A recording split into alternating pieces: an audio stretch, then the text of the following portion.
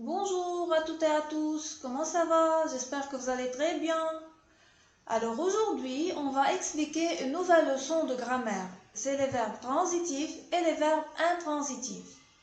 À la fin de cette leçon, vous serez capable de distinguer un verbe transitif d'un verbe intransitif. On appelle verbes transitifs les verbes qui ont besoin d'un complément d'objet pour que la phrase devienne compréhensible. Les verbes transitifs peuvent être verbes transitifs directs, verbes transitifs indirects ou bien verbes transitifs doubles. Commençons par expliquer les verbes transitifs directs.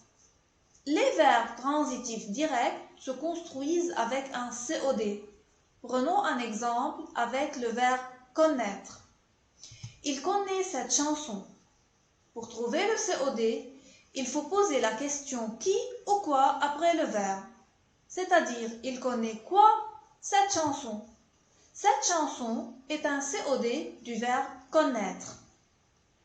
Alors, on peut conclure que le verbe connaître est un verbe transitif direct. Voyons maintenant c'est quoi un verbe transitif indirect. Les verbes transitifs indirects se construisent avec un COI. Prenons un exemple avec le verbe obéir. Elle obéit à ses parents. Pour trouver le COI, je pose les questions à qui, à quoi ou de qui, de quoi, selon la préposition qui accompagne le verbe. Dans cette phrase, on a la préposition à.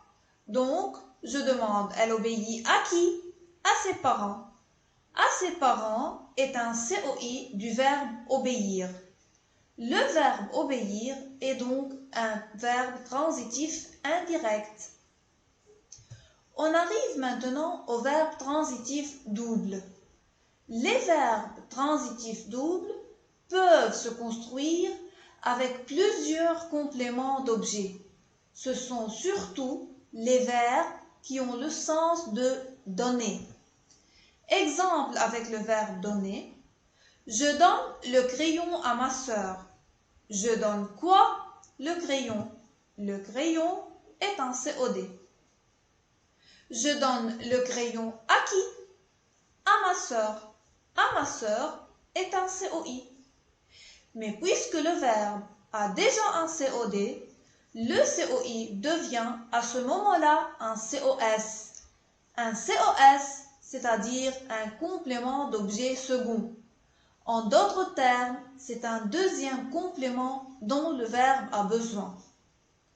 Alors, le verbe donne est un verbe transitif double. Je vous donne un autre exemple avec le verbe offrir.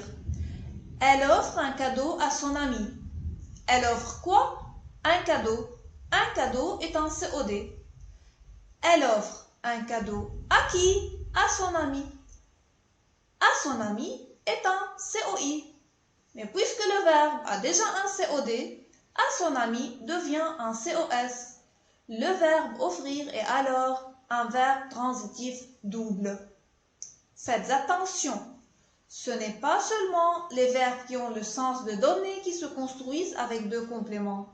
On a par exemple le verbe écrire qui n'a pas le sens de donner, mais il a parfois besoin de deux compléments d'objet. Exemple. J'écris une lettre à ma tante. J'écris quoi? Une lettre. Une lettre est un COD du verbe écrire. J'écris une lettre à qui? À ma tante. À ma tante est un COS du verbe écrire. Donc, le verbe écrire est un verbe transitif double. Notez bien, c'est toujours le COI qui est un COS, même s'il est placé avant le verbe, comme dans l'exemple suivant. Je lui écris une lettre. J'écris quoi? Une lettre. Une lettre est un COD. J'écris une lettre à qui? À lui. Lui est un COS et il est placé ici avant le COD. On continue notre leçon avec les verbes intransitifs. Les verbes intransitifs sont les verbes qui n'ont pas besoin de complément d'objet. Exemple, dormir, sourire, arriver. Par exemple, le chat dort, le bébé sourit, il arrive tôt.